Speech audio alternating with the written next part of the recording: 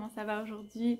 J'espère que vous allez bien, je vous retrouve avec mes lunettes sales dans un look plus Léa à la maison, Léa après-midi lecture, pour vous parler d'un sujet qui est super important pour moi bien sûr, puisque je suis végane, et qui est important pour l'éthique animale, c'est le spécisme, plus particulièrement l'antispécisme. Donc voilà, je vais vous expliquer aujourd'hui qu'est-ce que le spécisme, qu'est-ce que l'antispécisme, puisque je pense que bien sûr certains d'entre vous ne savent pas ce que c'est, puisqu'il y a un moment de ma vie je ne savais pas ce que c'est non plus, le spécisme et l'antispécisme. Et puis pour vous autres véganes, végétariens, je pense que c'est quand même intéressant de rafraîchir un petit peu ces principes, ces concepts, ça rafraîchit les idées, ça fait du bien, puis c'est un sujet super intéressant. Qu'est-ce qui m'a donné envie de parler du spécisme et de l'antispécisme?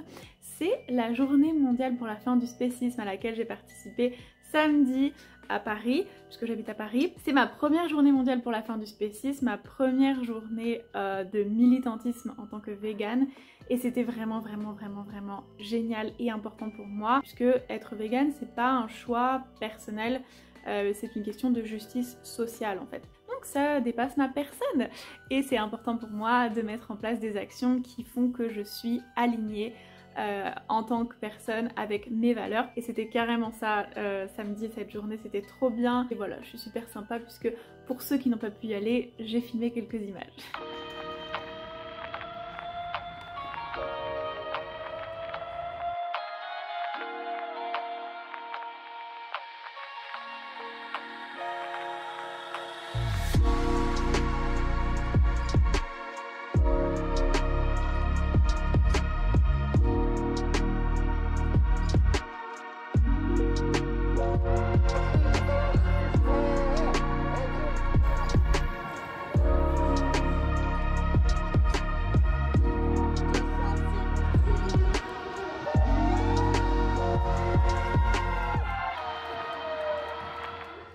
Voilà, c'était trop cool, franchement c'était super, je suis trop contente d'y être allée, j'y serai l'année prochaine et j'essaierai de participer à de plus en plus d'événements militantistes pour le véganisme. Alors donc la journée mondiale pour la fin du spécisme nous permet d'aborder le sujet du spécisme, qu'est-ce que le spécisme et qu'est-ce que l'antispécisme. Donc le spécisme, concept majeur dans l'éthique animale, c'est un concept qui a été inventé par Richard D. Ryder.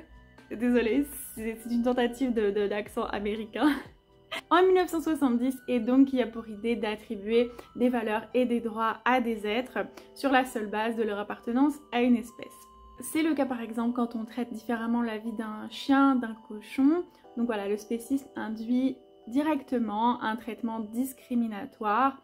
Donc par exemple, on va dire les chiens c'est des êtres qu'on traite avec affection et amour, et les cochons c'est des êtres qu'on maltraite et qu'on tue. Donc le spécisme, si vous voulez, c'est un petit peu ce que le racisme est à la race, le sexisme est au sexe, enfin au genre sexuel, une discrimination fondée sur un critère arbitraire. Donc quand on est antispéciste, comme moi, comme la plupart des véganes, on juge que l'espèce n'est pas un critère moral pertinent. Donc en gros qu'on ne doit pas maltraiter une personne, un individu, une vie humaine ou animale, peu importe, sous prétexte qu'elle appartient à une espèce et pas à une autre. Donc l'antispécisme condamne cette position spéciste qui vise à dire que la maltraitance, la souffrance d'une certaine espèce est ok et valable puisque celle-ci est inférieure à une autre espèce. Et bien évidemment c'est faux, on va le voir. En gros, en tant qu'antispéciste, je dis ce ne serait pas normal d'enfermer une femme par exemple. Donc une femme fait partie de l'espèce humaine, une espèce à part entière. On va prendre une femme comme ça, un exemple. Ce serait pas un humain si vous voulez, hein.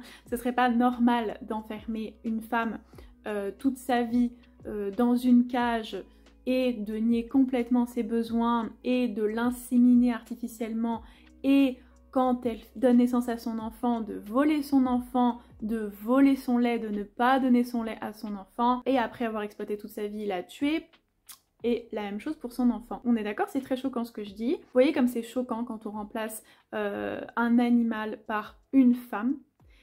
Dans cette suite d'exemples, c'est parce que c'est la preuve que le spécisme est immoral, le spécisme n'est pas acceptable. C'est assez simple de comprendre que si on faisait ça aux humains, c'est un crime, et donc si on le fait à une autre espèce, ça devrait être un crime aussi. Donc c'est très simple, l'antispécisme demande l'égalité de considération des intérêts de tout individu, peu importe leur espèce. On veut qu'un bébé chien ait le même droit à la vie et au respect qu'un bébé cochon, qu'un bébé phoque. Et donc un exemple de spécisme assez fréquent, c'est quand on hiérarchise des animaux, donc on traite différemment un bébé cochon qui est juste du jambon, d'un bébé phoque au zoo qui est trop mignon, ou d'un chien, ou je sais pas, qu'on pleure la mort des agneaux mais qu'on mange du bœuf. En fait, c'est une idéologie invisible, le spécisme, derrière le fait qu'on mange certains animaux et pas d'autres, derrière le fait qu'on traite différemment certains animaux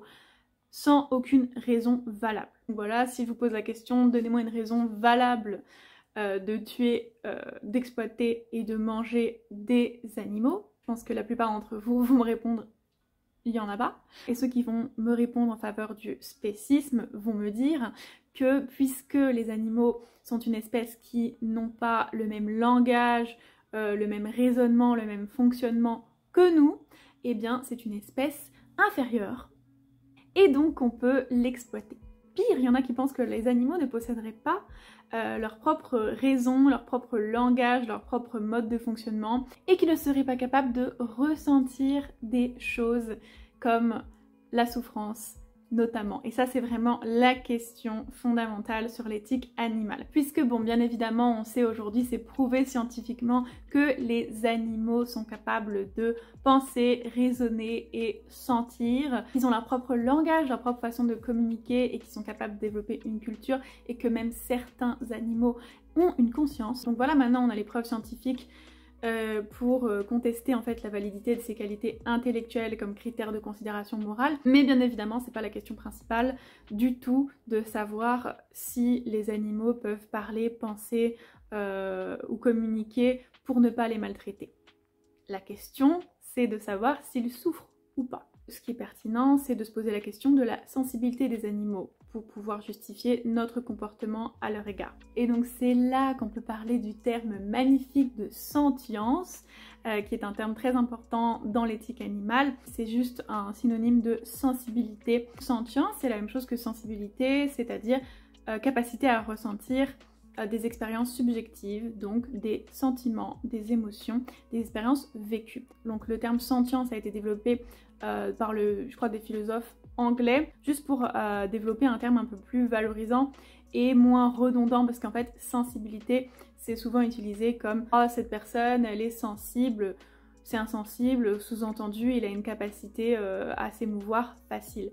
Ce qui n'aide pas donc la cause animale. Mais vous pouvez utiliser les deux et vous pouvez avoir un préféré, peu importe. Donc à partir du moment où maintenant on a la preuve scientifique que les animaux sont des êtres sensibles, on peut donc prouver qu'ils ressentent la douleur et on peut parler de souffrance animale, qui est donc le centre de la question de l'éthique animale. Et s'il y a des anti-véganes ou des sceptiques qui regardent ma vidéo, désolée, énormément d'études scientifiques ont prouvé aujourd'hui depuis un moment que la majorité des animaux sont capables de ressentir de la douleur. Entre autres, il y a plein d'autres émotions que les animaux peuvent ressentir et si vous êtes honnête, faites vos recherches et vous trouverez facilement vos réponses. Donc voilà, si les animaux peuvent ressentir la peur, la douleur, peuvent vivre des plaisirs et peuvent tout simplement montrer un intérêt à vivre, ça suffit en fait pour nous antispécistes pour dire que les animaux méritent une considération morale, qu'ils méritent de rester en vie. Donc voilà pour le spécisme et l'antispécisme. En tant qu'antispéciste, bien évidemment, je refuse l'exploitation animale puisque ça va de soi. Les animaux ont besoin d'un statut moral pour être protégés puisqu'ils ne peuvent pas communiquer avec nous et qu'on peut pas parler pour eux, mais on peut pas ignorer le fait qu'ils souffrent, donc qu'ils méritent de vivre, donc que nous ne sommes personne pour leur enlever leurs droits ou ne pas les respecter en tant qu'espèce différente de la nôtre. Et d'ailleurs, les végétariens qui sont antispécistes, la plupart le sont, je vous demande de penser à l'exploitation animale dans la production laitière et des œufs, parce que si on suit une logique ancienne, ce que nous consommons doit être conforme aux principes que nous défendons. Voilà, ça c'est dit. Non mais en fait c'est beaucoup plus compliqué que ça, même dans les antispécistes il y a des différences en fait, il y a des abolitionnistes, il y a des welfaristes, c'est très intéressant. Si vous voulez je ferai une vidéo sur ça, une vidéo plus approfondie sur la cause animale, pour comprendre en fait les différentes positions. Et pour voilà, que vous puissiez affiner vous-même votre propre vision des choses et mieux vous comprendre et mieux comprendre l'éthique animale. Donc voilà, c'était tout pour aujourd'hui, j'espère que cette vidéo vous a plu. Si c'est le cas, n'oubliez pas de me mettre un petit pouce bleu, ou si cette vidéo vous a appris quelque chose aussi, c'est important pour moi, vos pouces sont importants pour moi. Et si vous voulez retrouver plus de vidéos sur le véganisme, et ben n'hésitez pas à vous abonner, et je vous dis à bientôt pour une nouvelle vidéo.